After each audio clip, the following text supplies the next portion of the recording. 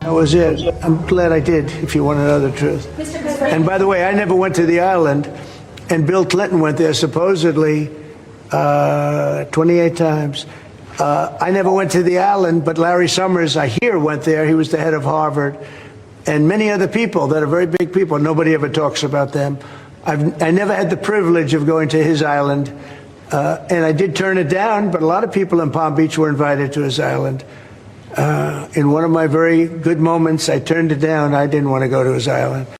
Okay, guys, that was your moment of Zen video before the horrors begin. Not saying that Epstein's island isn't that. I just wanted to point out that saying or characterizing going to Epstein's island as a privilege is a very conspicuous word choice. But anyways, we all know that plays into foreign policy, but it's not the summation of U.S. foreign policy. It would still happen even if Jeffrey Epstein wasn't what most of us suspect him to have been. Yeah. And just so you guys know, as everyone's still filtering into the live, that was from a meeting in the UK with British Prime Minister Keir Starmer. And that was just the social media cutting I took from one of my buddies who runs an account that posts all of like Trump's antics. If you zoom out, he was sitting right next to Keir Starmer while saying that. And Keir Starmer's just like, yeah. Anyways. All right, guys, Gaza, we're going to talk about it. But I got a little bit of rant prepared for you. I wrote it out because I think we all need to hear it. Because as the famine escalates in Gaza, the I told you so crowd, should have voted for Harris crowd is out back in force. Okay? And I just have a message for any of your friends or family members that you want to send this intro to. And maybe your thoughts echo mine, but it starts a little something like this. Did you know that resistance liberals are big mad at you right now for voting against genocide, or at least not voting for genocide when they did vote for genocide? And they only did vote for genocide because it would have been easier to organize against genocide under Harris, who was pro-genocide. Yeah. Okay. And they know about organizing. You know, they've organized so many Sex in the City brunches. We just wish they had organized themselves into learning about things like dialectical materialism, which takes a lot of work, and you can't be pounding them mimosas while doing it, or the function of capitalism into imperialism, into colonialism, and how this is always going to happen. I know that Trump is a real estate developer who wants to develop Gaza, and so is Steve Witkoff, his Middle East envoy. But isn't it also crazy how Kamala's first public speaking event after her failed election bid was at the Australian Real Estate Conference? Isn't that insane? Isn't it also crazy to see history as a series of dizzyingly unrelated events? Like, what did the Bengal famine during the Second World War have to do with the earlier Irish potato famine? What? What does Manifest Destiny have to do with Zionism? These are all separate things that exist in a vacuum and have nothing to do with capitalism or economic system or the American empire. And the entire shebang can absolutely be reformed under the power structures of the bourgeoisie and ruling elite, the same people who want to develop Gaza, both Trump and Harris's landlord friends, through responsible social democratic reforms. It's totally going to work, guys. And of course, they're like, oh, so what's like the plan of you radical leftists? Do you want to have a plan behind armed revolution? Where's your Vanguard party? Bro, just start by going to an anti-ICE or pro-Palestine action. Hell, go dump some stuff off from your from your pantry at an anarchist food drive. Like, I mean, God forbid you actually read a book that will answer your questions instead of posting dumbassery in my comment sections, but you won't. Because deep down, you know, in your twisted, blackened little heart of hearts, that AOC and Bernie Sanders will save you. Anyways, My name is Greg Stoker, and I'm the host of this little live stream that you may have accidentally stumbled onto. And I don't usually rant, but I got pissed off today because my comment section was flooded by idiots. And yes, state of play twice a week on MintPress News. It's usually analysis based and not rant based. This is going to be some rant based stuff today. But this one is going to get into some very basic theory that explains why all this is happening under Trump, under Harris, that might help your struggling liberal friends understand what's going on in Gaza behind the humanitarian catastrophe. That was always going to happen, just like Manifest Destiny was always going to happen, just like the Bengal famine was always going to happen. These things exist in a historical context, and we still exist in that same historical context. You may think that the age of colonialism and all these horrible things, Leopold's Belgian Congo, existed in the history books, but I think we've seen over the past almost 2 years that that is not true at all. Google Gaza 2035 for the ultimate plan here while I do this Patreon plug. Gaza 2035 project. All right. Well, MintPress News is a small independent newsroom with no corporate sponsors, been demonetized for years after being targeted by Google Owl. You can also look that up. It was a preemptive, like, state military defense contractor surveillance platform. Anyways, so we're on Patreon. If you want to support our efforts, we also have news articles, op-eds, investigations. You can go to the website or the Patreon linked in the description. And if you're picking up what you're putting down and you have any spare cash in this late stage capitalist dystopia, we would love it if you help us out. And if not, because times are tough, we're just glad you're here. So if you can like, share, subscribe, spread the word. Also, if you don't like YouTube, we are on all audio streaming platforms for these episodes. So that's an option if you're like an audio person. So, which I am. I never watch anything on YouTube. I always just listen to it in the background. So I miss some of the graphics, but I don't know. I have to multitask, especially as the world disintegrates. But anyways, glad you're here. Let's get into it. So just for some context for the unfolding humanitarian catastrophe, President Donald Trump today. And, you know, we have some B-roll that we're going to play right now just to really drive this home. Told reporters today in Turnberry, Scotland, during his meeting with British Prime Minister. Actually, I guess I need to find that B-roll. Or someone can bring it up, maybe. So today in Turnberry, Scotland, during his meeting with British Prime Minister Keir Starmer, that, quote, we're going to set up food centers. And we're going to do it in conjunction with some very good people. We're going to supply funds. We just took trillions of dollars. We assume this trillions is dubiously coming from the EU trade deal that EU leaders agreed to on this weekend. More on that later. Yeah, we assume that the trillions of dollars that he's talking about, come from the savings that he thinks he's going to get from the EU trade deal, where we're hitting them, or we're hitting ourselves with a 15% tariffs against, EU products, and then the EU has their own concessions as well. But yes, anyways, he says, we got a lot of money. We're going to spend a little money on some food, and other nations are joining us. So we're going to set up food centers and where the people can walk in and no boundaries. We're not going to have fences. This is one of the rants he went on. Trump, who has largely blamed the Hamas for the delay in distributing aid to civilians in Gaza, acknowledged Israel has a lot of responsibility for limiting aid in the region, but again, called for Hamas to release the hostages still held in Gaza to ease negotiations. And I just want to point out, as I try to bring one of these things up, I guess they're not working. What a weird day for technical issues. Oh, okay, there we go. Yeah, so these are some of the horrendous scenes we're looking at. Where was I? Sorry, guys.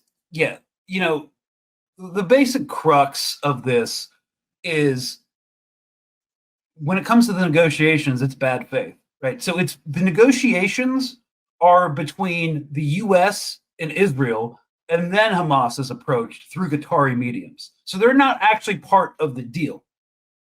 So they can't accept it because they're actually not part of the negotiations. We should just contextualize that, because I take some clips from like neoliberal reporting and basically use that for context. So Trump broke with Netanyahu's weekend assertion that there is no starvation in Gaza, that it's a real starvation. Sorry, he said real starvation stuff. I see it, and you can't fake that, so we're going to be even more involved. Trump also said aid centers will be built, and I wanted to bring this up. Be advised, this is Monday's imperial propaganda. This is Biden's aid port 2.0. Okay, Trump, even if he actually built these aid centers that he just randomly brought up,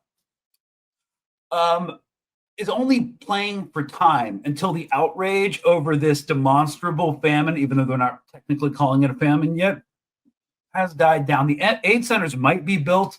Some airdrops from Jordan might happen, and they did happen while I was writing the show notes. And then, of course, reporters weren't allowed to actually film out of the aircraft. They had journalists inside the aircraft, but they weren't able to film once the cargo door opened, because the Israeli military said they don't want anyone filming the devastation of Gaza. They didn't say devastation, but we know why they went through that post-flight briefing. So airdrops might happen, but no food, no substantive food to support the population is ever going to get in. What did the aid port do last spring under the Biden administration? Cost a lot of money, delivered a negligible amount of aid via the World Central Kitchen, which hastily halted operations after the IDF deliberately targeted its convoy, served as a propaganda anchor for Israel to continue the ethnic cleansing of Gaza, and potentially served, though there is no direct evidence for this, as an exfiltration point for the IDF and Shin Bet forces after the Nusayrat massacre, which killed at least 276 Palestinians and injured pretty much 700. So if these aid centers are built, they will serve a similar function. Again, this is all about playing for time and giving a shred of political cover to Israel. While it is delusional to think that public opinion at home and abroad will improve with regards to Israel's genocide, that's U.S. foreign policy for you. So prepare yourself for the next distraction. Epstein was actually a foreign intelligence asset for Russia or China, according to former CIA Mike Baker on last week's Joe Rogan podcast. Yeah, I don't listen to Joe Rogan. Some of my friends sent me the clip from it. Yeah, he had this ex-CIA guy on. Mike Baker is now a political commentator on to talk about how the Epstein files might actually be connected with Russia or China. So today, Trump just told the press, actually, that President Putin has 10 to 12 days to institute a ceasefire with Ukraine. The implication here being that the U.S. will begin to supply long-range offensive weapons. If they get real desperate, they might tease aliens and Project Blue Book, because Gaza must be developed. As an imperial president, he has a fiduciary responsibility to do so. It is called capitalism. It is not because of the Epstein files or Zog, Zionist occupied government neo-Nazi conspiracies. It's because this is how the system works, how it's always worked. Does Israel exert more influence as a colonial entity upon the imperial core than, what we saw in the 19th century? Yeah, but AIPAC's not the only interest at play here. So, and we're going to get into that.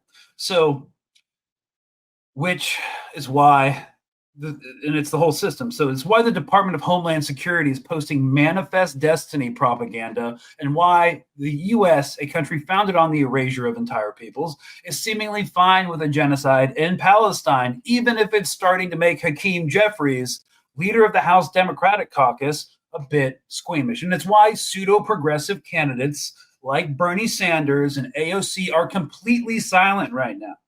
Even Hakeem Jeffries, Cory Booker, Richie Torres, all of these massive AIPAC beneficiaries are having to say at least something. But yeah, where are the comments from the actual people who are presidential and political hopefuls? Even because look, if they attack the system, they will assail their own privilege and access to political power. Even outside of the erratic and pathologically lying nature of Donald Trump, this is why aid will not continue in any significant way. This is America, and it's also Canada, and all the Western colonial client nations of the U.S. empire.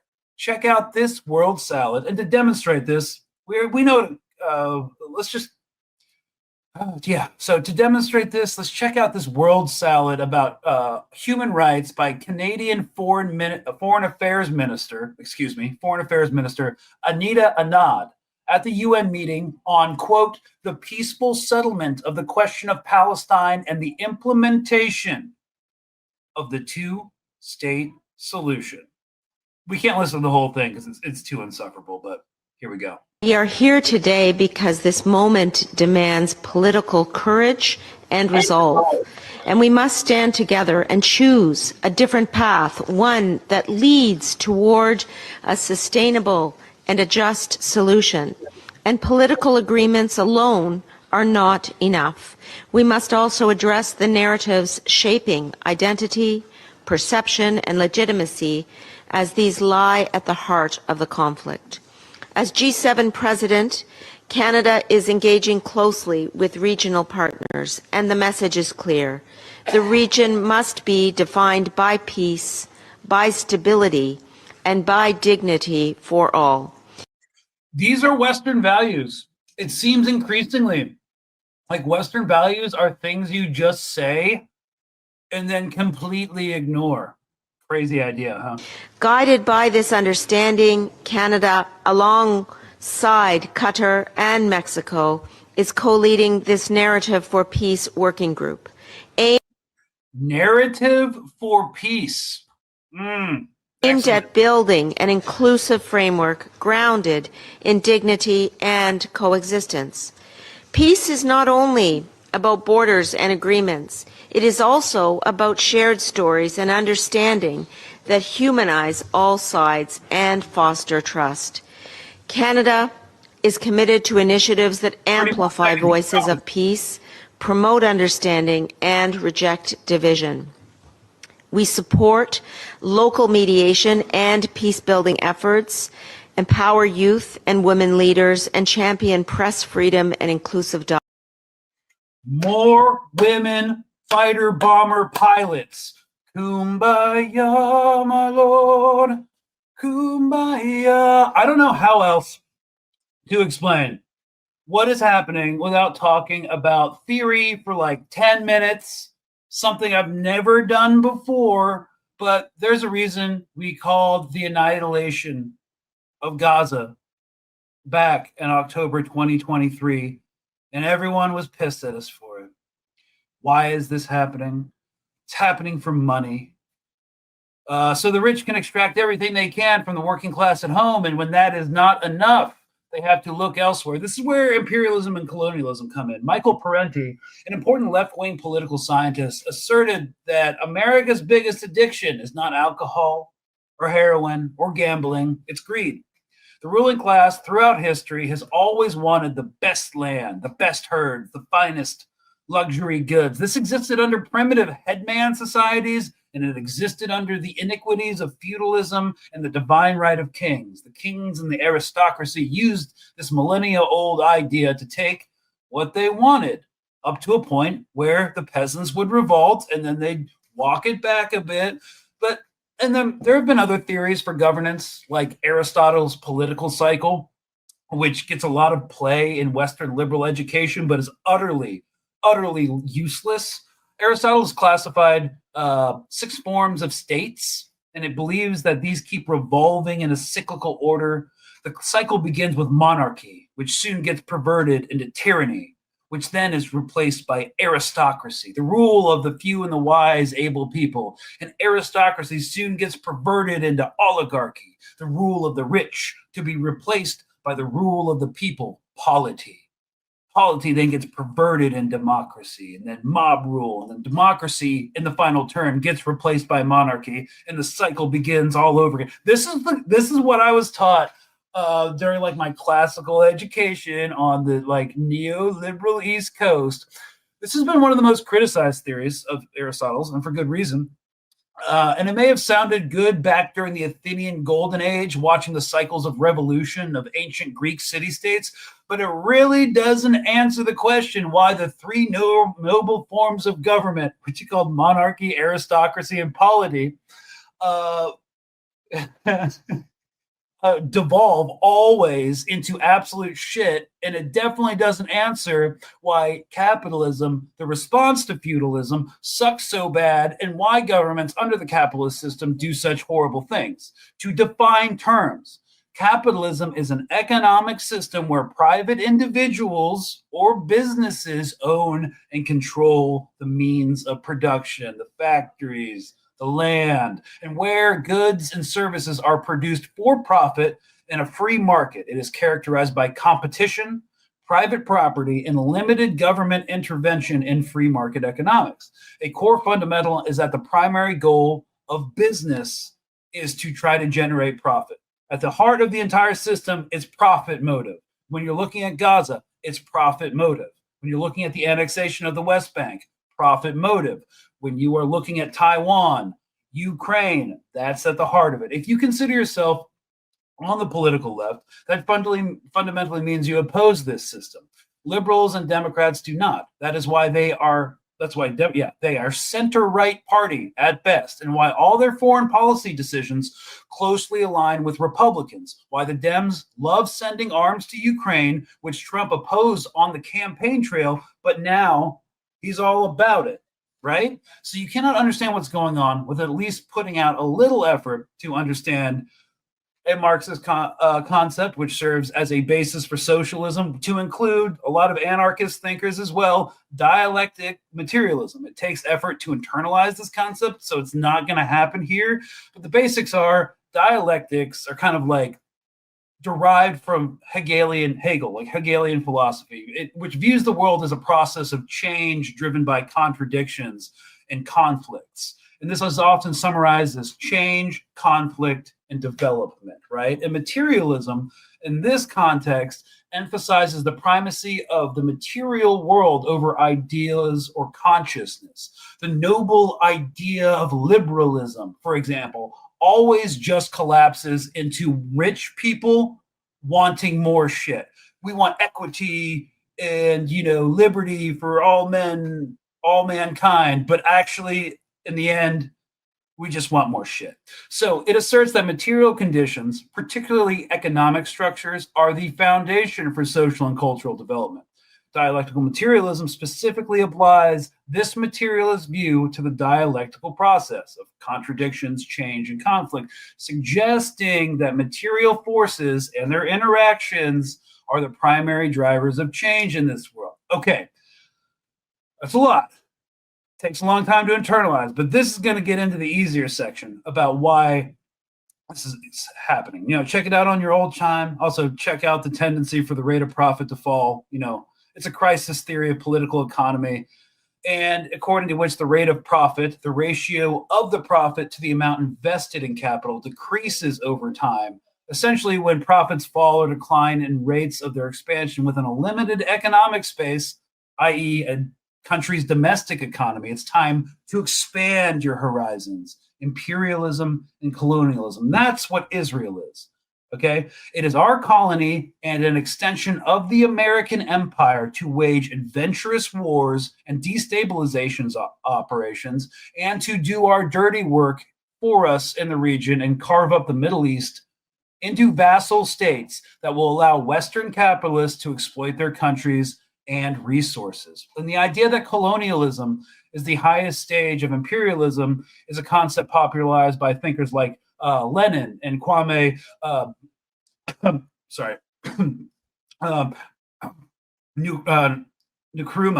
Kwame Nkrumah. He was a Ghanaian academic who wrote an extension of Lenin's book, and the U.S. actually sanctioned Ghana over the book itself. So, anyways, Lenin, in his work Imperialism, the Highest Stage of Capitalism, argued that imperialism driven by capitalist monopolies and the export of finance capital necessitates colonialism for its survival and expansion.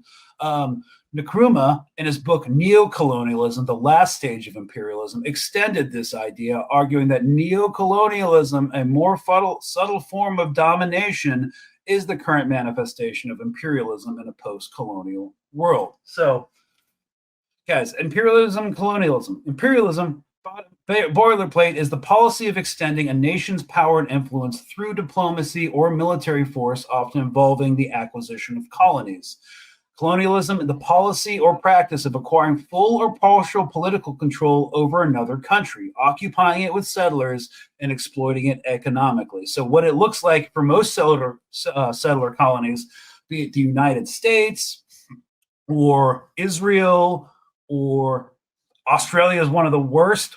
They declare, because they don't want to have to admit that they, created their country off genocide and settler colonialism, they declare terra nullius, a land with no people, a land of nothing. This is why one of the big Zionist talking points was, a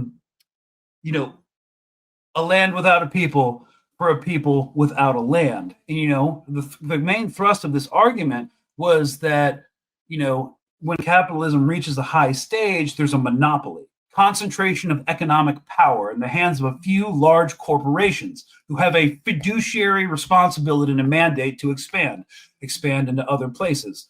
BlackRock has a lot of reconstruction rights in Ukraine. They're also getting involved, and so are a lot of other hedge funds in Gaza 2035 project and other redevelopment plans for the Strip. And then the finance capital is the merging of industrial and banking capital, creating financial oligarchies. And basically, there's an argument to be made that these factors necessitate colonialism to secure resources, markets, and investment opportunities for capitalist powers that must grow. And then, we all know what neocolonialism is. We talk about the IMF, and we talk about the World Bank and NATO all the time, which is the indirect control of a developing country by a former colonial power or nation, often through economic and political influence rather than direct military rule. So what are the characteristics of it? Economic dependence.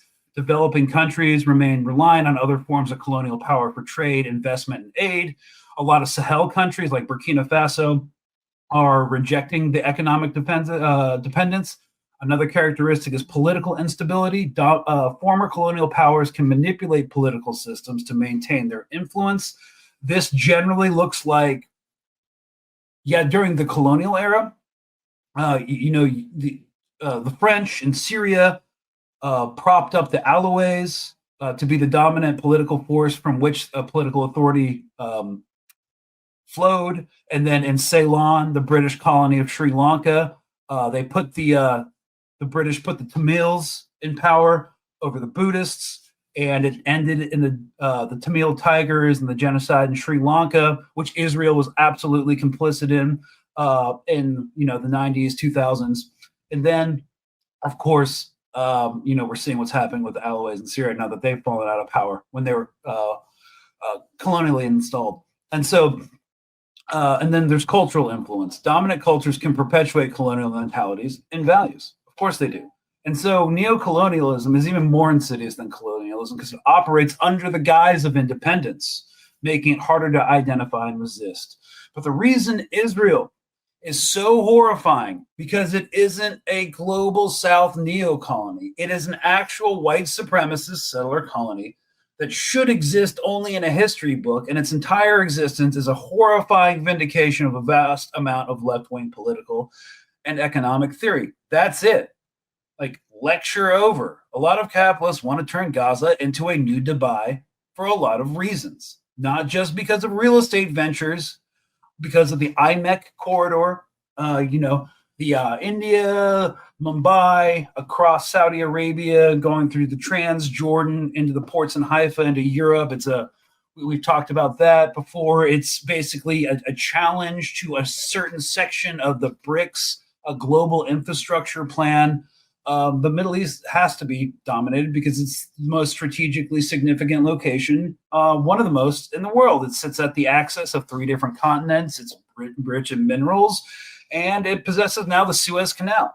And so there's a lot of interest going in there. And then, of course, we want to see an investment in the Gulf states and a normalization with Israel to not only secure the region, but to create a kind of AI tech hub, a challenge of tech infrastructure to challenge China and other BRICS nations, because we're losing the race badly, and then Israel can help out with that. They're one of our biggest tech sectors. Normalization would be important for AI-driven competition against China. It's not going to work, but that's another factor. Then, of course, Turkey's kind of breaking out, being its own regional player. And there's something to be said for a transnational capitalist elite or transnational security elite that exists outside of just straight-up Western hegemony.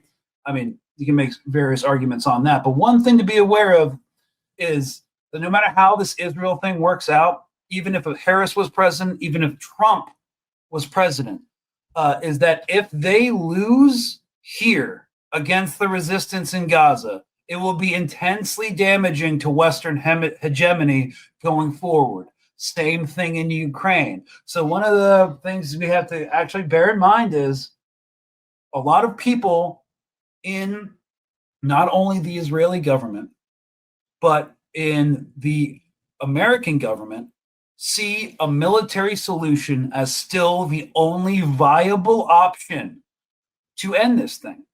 And there is no military solution to end this thing. As I said since the beginning, if you want to defeat the resistance in Gaza, you'll have to kill everybody. And we talked the last episode about how voluntary or enforced migration isn't something that's really viable politically. They may try to just force it through military intervention, like literally militarily dumping people off in random places. That would be insane.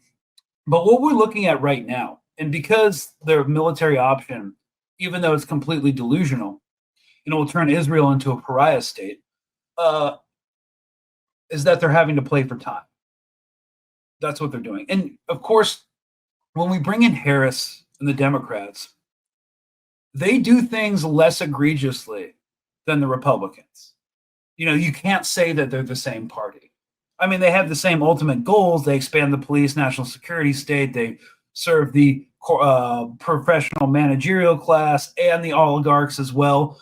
But so it would be better manner because, Obama made this bombing of seven Muslim countries because he was so well-spoken and articulate. 7 Muslim countries.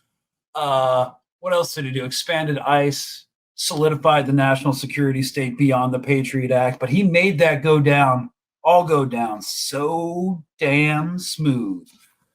And the exact same thing would be happening. It would be less egregious. There'd be like more calls from aid from the president where Harris would be like, it just breaks my heart, where I've been pressuring Benjamin Netanyahu, and then we're just all going to blame it on Netanyahu. And then they would have leaks from the White House, like this is what Harris really said behind closed doors, and Axios News would report it, and they would be like, "Oh yeah, real change is coming." No, it would look a little bit different under the Harris administration, but this exact situation would still be happening. Actually, you know what? Under Harris administration, let's be honest, the original ceasefire that happened when Trump was inaugurated wouldn't even have happened. So at least they got some relief that way. But yeah, man, you guys just haven't been paying attention. If you think anything would be different, I was in the military in special operations under Obama, and Obama's policies were way more violent than Bush's were. Who started the whole damn war? Or, the invasion of Afghanistan and the unwarranted invasion of Iraq. I'm not saying that Afghanistan wasn't, but yeah, it's the same thing. And the violence that we do overseas always comes back home. So this is a forever war here in Gaza. We got one in Ukraine, and the one in Afghanistan that we did is actually just come home via ICE. And of course, would the Democrats have expanded ICE like the Republicans have? Absolutely not. But that budget was still going up. This is all how it works. We are in collapse into fascism, the merging of the corporate and governmental power, subservient mostly to corporate power. So I don't know what to tell you guys if you're still hanging on to that, but Yeah, that was on my little primer. It was probably a little too wordy. I could have like refined it a little bit better and made it more engaging for people who already aren't too familiar with this stuff. I don't know. I just kind of threw it together. But let's actually look at some reporting going back to Gaza. But just before we continue into our next segment, there was a great video on social media about all of this. Leftist is to be right, but too early, and to be continuously punished for being right too early. As early as October 8th, leftists were saying Israel has used starvation as a weapon of war against Gaza, and it is going to exponentially increase that use of starvation as a weapon of war. And now you have liberals walking around seemingly dumbfounded that their ally Israel is using starvation as a weapon of war. Oh my God, how crazy is it that a U.S. ally and settler colony could commit war crimes? It's not like we have any historical parallels that we could turn to that would make analyzing this situation even a little bit easier. The reason liberals do this is because they genuinely have no way of analyzing history. To them, history is just a series of unconnected events. They cannot analyze patterns and extrapolate truths. Their ideology prevents them from having this skill, which is why they fall for this stuff every single time. They are doomed to eternally be Charlie, kicking the ball right as Lucy yanks it away. But this lack of historical analysis is a feature and not a bug, because if liberals could analyze patterns and predict what can happen next, then they would have to implement some sort of preventative measures for atrocities rather than being purely reactionary, which is what liberalism is. All liberals know how to do when bad things happen is turn around and get angry at the people who said that those bad things were going to happen, because they do not have the power of foresight.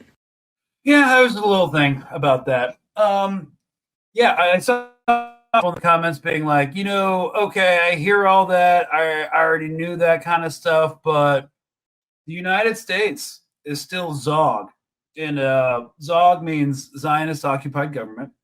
And it's a term begun by white supremacists within the United States as a response. Well, I mean, they did catch on first to, in the context of a lot of people who weren't involved in what Zionism really was, we're kind of some of the first people to remark on the fact that Israel has a lot of influence on the United States. But there's a lot of things that prove that the United States has the same tendencies, completely separate from Israel. We are expressing coloniality and imperial wars on our own soil. We are reinforcing Taiwan for a multi-decade shift towards China, fortifying it in what Marco Rubio calls the porcupine strategy. That has no bearing on Israeli politics, the isolation of China. And there's countless other things going on in Africa. Sudan's not a good, and the Congo are not good instances of that, because, of course, Israel's heavily embedded in Sudan and the Congo as well. So, again, Taiwan doesn't need its own lobby. Ukraine will get unconditional support within certain parameters without its own lobby. So I don't know. I just fundamentally disagree with the ZOG argument, because it doesn't make sense for the entirety of the U.S. system. So to pick and choose kind of seems disingenuous from my perspective as well. So I mean, it just encompasses a tiny fraction of what we're looking at. And if you look at the whole ZOG theory, it's like, okay, we've used Israel all across the world to do our dirty work, from Guatemala, from overthrowing communists, or to fighting the Sandinistas, to helping us organize death squads in Guatemala, stuff like that. And they were intermediary to sell arms to Iran during the Contra, because we didn't want Iran to completely cave to Saddam during the war, because they were virulently, especially at the time, super anti-communist because communists were like, USSR wanted Persia. They were like, no religion. Well, that's not entirely true. But yeah, so that's why we have always used them as an intermediary. And again, it only explains a fraction of U.S. Foreign policy. Yeah, so someone says Ukraine is not a good example. Okay, Ukraine is literally the Khazar nomad steppe land. Oh, we're not doing Khazar theory. Okay, we're getting back to Gaza because we're getting into some not chill territory. But here we go. Basically, here's the state of play continuing on in Gaza. The humanitarian situation is at its worst point since ever, right? With 122 Palestinians dying of starvation in recent weeks, according to the health ministry. The Palestinian death toll since the war stands at nearly 60,000, according to Axios News. We know that to be way higher than that. There's a reason why the Office of Director of National Intelligence and why Trump says there's 1.8 million, sometimes 1.9 million people in Gaza. Well, okay, cool. You guys keep misspeaking. Where do the other, 0.4 million, 0.3 million go? So, I mean, a lot of people are unaccounted for and buried in the rubble. But even, these Zionist articles, even in these Axios News, written by, let me see, let's pull it up, Barak Ravid. Yeah, it says, nearly all Western leaders have been urging Israel with increasing desperation. They're not desperate. They're just trying to cover their ass to stop the fighting and allow in more aid by making Trump's finish the job message all the more jarring by contrast. The humanitarian catastrophe that we are witnessing in Gaza must end now. France, Germany, and the UK said in a joint statement Friday. Withholding essential humanitarian assistance to the civilian population is unacceptable. Now, of course, France, Germany, and the UK have been running political cover and giving unlimited support to Israel up until now because it's completely unavoidable what's happening. So the bottom line is Israel and the U.S. are together in a diplomatic island, seen by many of their allies as jointly responsible for the dire situation. At least some in the administration acknowledge privately that their strategy hasn't worked, but they hadn't yet decided whether or how to change it. They are not going to change it. They are currently in a loop playing for time. And now it's getting worse because for the first time, Israeli human rights groups say Israel is committing genocide in Gaza and calls for international intervention. Of course, most Israelis hate B'Tselem and positions for human rights. But this is the first time any Israeli human rights group of any significant clout has described this as a genocide. Now, I would like to point out one thing that a lot of people don't really consider. If hypothetically, and I've said from the beginning, I don't think it's going to work. I haven't heard a single explanation how genocide could be effectuated and Israel still exists. But of course, we're living in unprecedented times. I would just like to point out that if they delete a significant portion of their population, both in Gaza, in the West Bank, and in Israel proper itself, because after Gaza and the West Bank, they're coming for Palestinian or Arab Israelis who are not Jewish.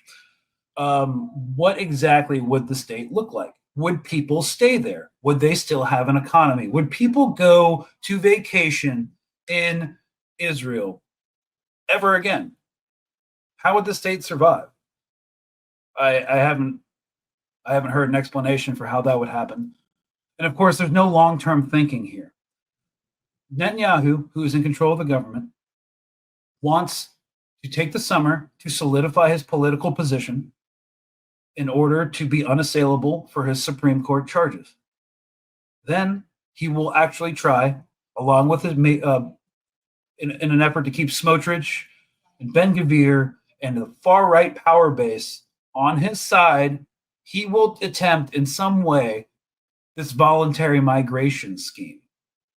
What will happen to Israel after that? Say Gaza is deleted. The tourist industry is gone. pariah state. People will move back, at least a lot of the liberal Zionists in Tel Aviv, small businesses and foreign investment. I don't know. We have a precedent for South Africa, and now this is something everybody knows about. So their economy is already in shreds. We've seen Intel pull out of a huge deal. Of course, NVIDIA's thinking about investing a lot of their infrastructure in Israel. I think if NVIDIA pulls out of their deal, we know how this is going. So how does it continue? I think like when we look at this darkest perspective, this is the darkest hour of the war so far. What is the end game? No policymaker has articulated an end game or a viable end game beyond genocide. But how does the state exist? Israel is a country with no strategic depth. Economy, and that's just not militarily. The strategic depth they have is because we can give them bombs and do mass logistical Roman Empire style logistical miracles to give them shit. But beyond that, there's a small, tiny country, no standoff between their industrial centers and the front lines. Not a huge economy, especially when you're taking out hundreds of thousands of reservists out of the workforce and then employing them in a multi-year war of attrition. Their military industrial complex is deeply embedded with ours. But again, we have to keep in mind, in some revolutionary optimism here, how did it end in Vietnam for the empire? How did the global war on terror end? The U.S. is great at causing destruction, destroying governments, annihilating militaries, and then what? Fighting forever war counterinsurgencies that make a lot of rich people a lot of money until it becomes politically and economically unviable, and then they pull out. Yeah, and then Israelis themselves, there's also the cultural depth. Their one thing was, I'm Israeli, I have like 3 different passports, and like I travel the world, and I'm rich, and my producer's accidentally trying to come on. So I think, yeah, we don't know how this is going to end. We just know that they're playing for time. This would happen under Harris, probably a little bit less egregiously. I don't actually know. She's actually a bigger Iran hawk than Trump. But just remember, these best laid plans by these policymakers, these people are so smart and control all the military. When has it worked out? And what would Israel look like without a Palestinian population? How does it survive? If someone could give me like a working theory, I'd be like, okay, it's possible. But like right now, I don't know. Israel's kind of like that. What's the cartoon? Coyote runs off a cliff, keeps running and running and running, and he doesn't fall until he actually looks down. Second they look down, they're done. So, anyways, sorry. Woo! Unconventional episode. Let's get into some questions. All right. Someone's like, Sanders is a fascist. He's a liberal Zionist. I was at the No Kings protest in D.C., and someone was like, one of the organizers was like, Republicans are fascists. And I was like, I believe that the Dems are too. He's like, no, Dems are like a neoliberal party of war. And then I was like, okay, but they don't, like every time the fascists do something, they feign incompetence. Hakeem Jeffries, they have all the leverage. There's nothing we can do. Okay, cool. So you're going to be like every other liberal party from the 1930s who would be like, they're super violent and they control everything. What can we do? So if you like don't resist fascists and you're elected to do that, and you move further to the right yourself, and you coddle them, and you make excuses for them, and you bungle the political gold mine that was this Epstein case. I don't know. Seems like liberalism has failed. You're either a fascist or a socialist now. So I don't disagree. I think we can be very disciplined in our characterization of these people. So let's see what we got. It's almost like the richest and the most powerful people on the planet all know each other. I mean, I think the Epstein case kind of like really demonstrates that, right? The most wealthy business families in the world, whether they're from the United States or France or the UK or India or China. Well, China's a little bit more complicated, but yeah, they all know each other. They all have some sort of business, even if they don't like each other. But what else we got? Economy of genocide. To still vote for red or blue is an imperial example of Einstein's definition of extanity. Hopium doth butter no parsnips. Yeah. Okay, so you can't know what your protests accomplished because nobody will ever say they acted differently because of public pressure. The Dems did nothing for 8 years, bro. Underhill. Don't go through customs with that profile picture. I hear they're trying to interrogate people for JD Vance memes right now. This is actually really stupid of them, because even though Mike Huckabee, the evangelical, right now I pulled up, Israel Zionism has just bombed a Christian church in Gaza, Palestine land. My partner, her grandmother actually just brought up Gaza because of this. Like, even through her circles, she heard that Israel's doing this. Alienating the Christian right is probably not the move to make, but they're so rapidly unhinged in their quest for complete domination and control of the land, even though they're moving way too fast. I don't know. It's absolutely insane. But the thing you have to understand is, these Christians, they can bomb, kill as many Palestinian Christians as they want. They can destroy literally every church in the Holy Land except the ones they need for the apocalypse. And a lot of these evangelicals will toe the line. A lot of MAGA will toe the line. When Trump said, I could execute, like before he was elected for his first term, I could shoot someone in the head in Times Square and these people would still vote for me. Well, apparently you could be a pedo in Times Square and these people will still vote for him. So, yeah, if he supports Israel, they're going to. So, yeah, this is just another one of their crimes. All eyes on the Freedom Flotilla.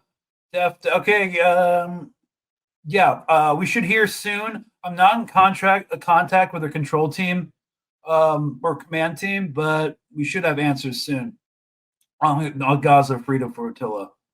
Corporations represent psychopathy in structured form. Capitalism exists to make profit, period. Both serve the greed of unbridled patriarchy. Yeah, I mean, there's a lot of philosophical, exterior to economic theory. There's a lot of philosophical theory about how, capitalism itself just rewards sociopathic behavior. I grew up around finance capitalism. My father was an investment management banker with a boutique firm that went under in 2008 during the financial collapse. But yeah, I grew up in that world. The mantra was, it's not business. It's business. It's not personal, or it's not personal. It's business. Well, when you destroy someone, you destroy their livelihood. Their kids, can no longer afford to go to the same school or anything. It's pretty personal. So literally, these hedge fund managers are looking at Gaza, because I know I grew up around, but looking at Gaza, and they're like, this is terrible. This is absolutely horrific. But this is business. It's not personal. We have a fiduciary responsibility to turn a profit for our shareholders, to maximize profit for our shareholders.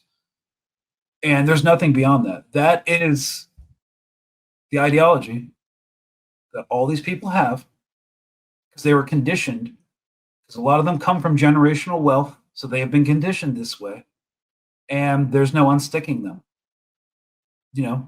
They'll say the platitudes. They may even be disturbed by what's happening, but they will not be able to consist in their life, in their livelihood, in their job, which is most of their identity, unless they're like, okay, Gaza 2035 project.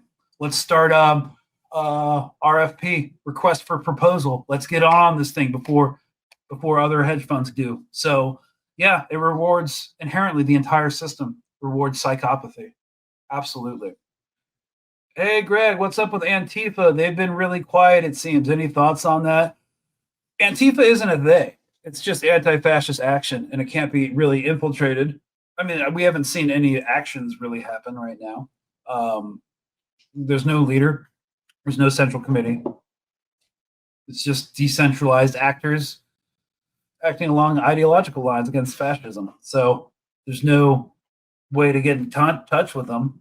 There's people I know who support Antifa, who consider themselves Antifa, but yeah, there's no actual organization. So we might see some stuff. I don't know. Let's see. Let me see. What else we got? MintPress, do you agree with the statement that social democracy is the moderate wing of fascism? I'm getting tired of social democrats pushing reformism and pretending that the Dems can be pushed left. Really? I thought they were supposed to be pushed left when the firebrand AOC got elected. No, she's pushed right now because the system, she's now deeply embedded into the system. She no longer hears Congresswoman AOC. She hears Senator Cortez, Speaker of the House Cortez. No, she's become addicted and infatuated with her position in the machine. And, they all hang out with each other. They all know each other. They may, attack each other on Twitter or whatever. But like behind closed doors, they really know how to express class consciousness, Kimberly Guilfoyle, Trump's ambassador to Greece, who he just appointed as his MAGA ambassador to Greece, is the ex-wife of Gavin Newsom, who's going to be probably heading the Democratic ticket for presidency in 2028. Gavin Newsom, it was reported by, I believe it was the Financial Times, is actively getting campaign advice from Kimberly Guilfoyle. So, social democracy, different from democratic socialism. I still have problems with democratic socialism. I don't think it's far left enough, but that's just me. Social democracy is, yes, we can reform the Democratic Party. We can reform capitalism into something more equitable. The problem with that is you have to do it under the power structures controlled by the bourgeoisie or the elite. So the problem is they control the apparatus of state violence. They get to determine what kind of protest is acceptable, what kind of violence is good or bad, what kind of political action and discourse can be tolerated. So I don't know. Good luck reforming. Yeah, they mostly just sheepdog wannabe progressives, people who actually want change with false promises that they can. Their function really isn't, and whether or not they believe this or not, but their performative function is to block actually progressive movements from access to political power. Because they promise, hey, we have this established hierarchy, we have this established, structure that we can use to fight the fascists, which they don't use.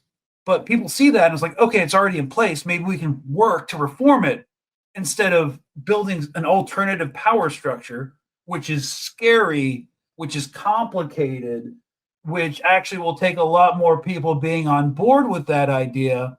So instead, people get intimidated and they go to social democracy instead of more progressive politics. So, hey, Greg, I'm an hour south of Palantir. Jewish Voice for Peace recently protested at their location downtown. Awesome. Let me just scan through some of these. We're out of time, but okay. Stop arguing about labels. Fascist, gonna fascist, no matter what they call themselves. Haven't heard. Isn't imperialism fascistic? Oh yes. I like to envision fascism as imperialism turned in on itself. Because I was just talking about this a couple weeks ago. The same issues that we had in Afghanistan, that some military units were doing, are like the same thing ICE is doing right now. They were told, go hit targets, go find the Taliban, but they're like, we don't have any intelligence on where they might be. So they'll be like, all right, we'll come up with targets. So this was like with the same tactics, the same military equipment in Afghanistan. We're just doing it over here. So yeah, fascism basically looks like imperialism, but on our own home ground. And I just wanted to address this one thing. I'm at corridors why BRICS cannot succeed. India is in the pocket of the USA. Russia sold a ton of oil to India in exchange of worthless rupees, one of the biggest Russian blunders. I don't know about that deal specifically, but I will say, as someone who loves India, who lived in India, that government's trash. And way too many people believe in the BJP and their Hindu fascist BS. And they are the weakest link in BRICS. And they're one of the biggest ways that we know that BRICS is burdened under the weight of like its contradictions. So India is the biggest problematic part of BRICS, in my opinion, as someone who has many Indian friends. Yeah. I actually might do an episode on India because that's actually a really important point. So anyways, guys, sorry, this was kind of a schizophrenic episode, but we tried to do something new. Hope it was helpful to some people, may have not been. We're back to our standard format Thursday. Don't know what we're going to be talking about, the latest catastrophe, probably, with some people from the MintPress staff. So hope to see you there. It's Monday. Welcome back to the salt mines. You got more work ahead of you this week. So cheers, y'all. Thanks for stopping by. And yeah, someone says India had a great past and we'll have a great future past Modi and Dufa. Hopefully, we can only pray. All right, guys. See ya. Cheers.